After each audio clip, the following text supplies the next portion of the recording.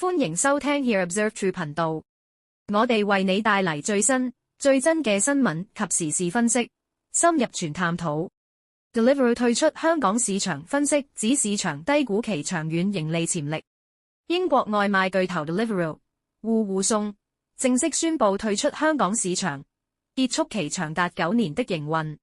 該公司將部分業務出售給 Delivery Hero 旗下的新加坡 Foodpanda， 其餘業務則將結束營運，並已委任清盤人處理相關事宜。Deliveroo 的訂單平台將於4月7日正式關閉。Deliveroo 表示，此舉符合公司對資本分配紀律的承諾，繼續在香港經營，不符合股東的最佳利益。該公司透露，香港業務在2024年佔其全球總交易額 GTV 的 5%， 但仍處於虧損狀態，並拖累國際業務增長5個百分點。因此，公司選擇退出，以專注於更具盈利潛力的市場。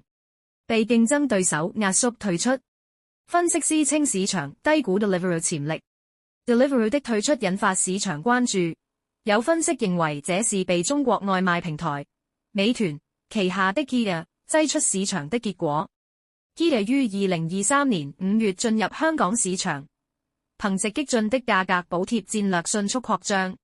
根據數據機構 Measurable AI 的統計，至2025年1月，Kita 已佔據香港 55.2% 市場份額，成為市場龍頭。英國券商 Panmure Liberum 的分析師認為， Deliveroo 的撤退雖然會引起市場對其在其他國際市場的競爭力的擔憂，但這些擔憂只是雜音，並不影響公司長遠發展。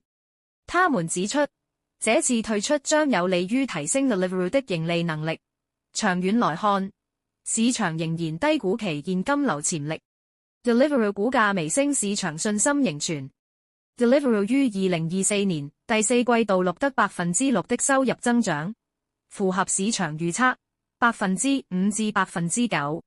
消息公布後， Deliveroo 的股價在3月10日的早盤交易中小幅上漲近 2%， 顯示投資者對其戰略調整仍具信心。香港市場競爭激烈，外賣行業迎來新變局。香港作為全球最敏感的折扣市場之一，外賣平台的競爭日趨白熱化。Deliveroo 的撤出將使 Foodpanda 和 Kita 成為市場主要競爭者。Kita 近年積極採用低價策略擴展版圖，而 Foodpanda 則透過收購部分 Deliveroo 業務，進一步鞏固市場地位。隨着 Deliveroo 的退出，香港外賣市場的格局將迎來新一輪變化。消費者是否能夠享受更優惠的價格與服務，將成為關注焦點。如果你唔想錯過最新、最真新聞及時事分析，記得點讚、訂閱 Here Observe True 頻道，撳埋鐘仔，下次更新時第一時間通知你。多謝收聽。